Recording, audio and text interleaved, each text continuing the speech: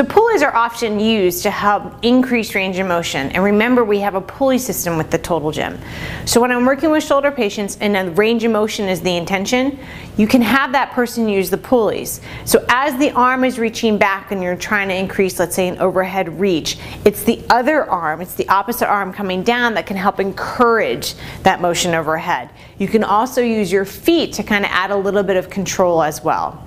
So moving on from this exercise, I'm going to take away the pulleys and I'm going to show you a couple other flexibility exercises you can flow through.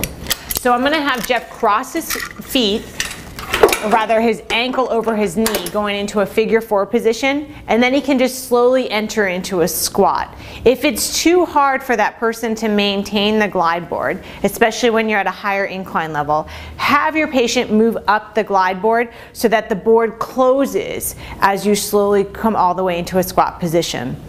Transitioning from this figure 4 piriformis stretch to pushing the hips back, the legs straight, bring your feet down to the struts, and then you can go into a roll up and you have the person roll up to sitting.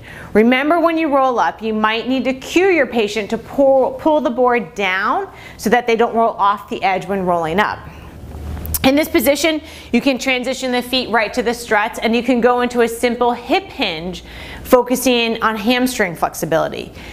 Again, if I wanted to increase even more, I could walk the feet up the squat stand and or lower the incline level down. If the person's having trouble in this position with their hamstring stretch, I would increase the tower height. Transitioning from here, you can then move the person into an adductor stretch. I like to have the board closed to start off with. So he's going to come up to sitting, bring the glide board closed, and then he'll have his elbows on the inside of his knees and slightly hinge forward and push against the inner thigh and the inner knees to help open up that inner thigh stretch. Like if when you are doing yoga and you go into a low squat position, the further his rear end moves down the board, the more intensified the stretch becomes. So transitioning from an adductor stretch, I'll have him move more into a lunge, assisted lunge side stretch. Single thigh stretch is sometimes what we call it in Pilates. Hands can be onto the squat stand and he can lunge back. He can start with just focusing on the hip flexor. You can add an arm reach to this maneuver, alternating the arms. You can reach straight overhead, laterally, or add a rotation. If you're to add a strength kind of combo stretch maneuver, you can even have both hands reaching overhead, adding in different planes of motion. From this position, you can have the person just hold this stretch back, and then you can transition into what we call a full hamstring stretch by the split. So it's a supported split position. Then from here, the glide board can come all the way in. I'm going to bring the incline level down, and I'm going to stick with thinking about the lower extremity, and I'm going to have Jeff transition facing the tower.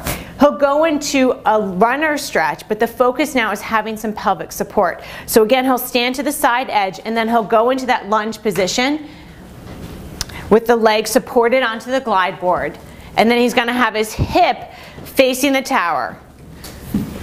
If I wanted to give more assistance, perhaps I can bring the incline level up or down depending upon what you're seeing, and I can move the foot accordingly. So if I see a lot of compensation from the pelvis and I need some assistance, I'll have him bend forward and really rest the pelvis onto the glide board and get that help and that awareness. There you go.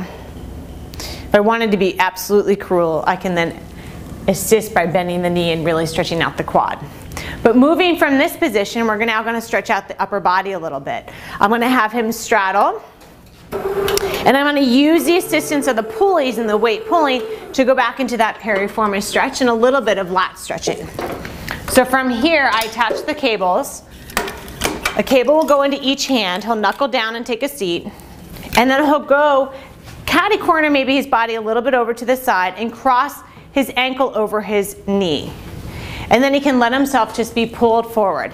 How far back on the board determines the stretch and the pull that one can come. Sometimes you do a little bit of hinging forward and back, and on that last repetition you might really hold the stretch. To ease it some, I would put the cables into the right hand. Actually, to intensify, I put the cables into the right hand, and to ease it, I would put them into the left hand. Now moving on from this position, I'm gonna now really get into a great lat stretch. So I'm gonna have him knuckle down, stand up. I'm gonna take a hold of the cables, and you can leave the cables attached. In this circumstance, I'm just gonna disattach them, and I'm gonna have him catty corner his knees over to the side of the glide board. So in this circumstance, when he's facing the tower, he's catty-cornering them to the left side. His left arm will reach across for the right rail.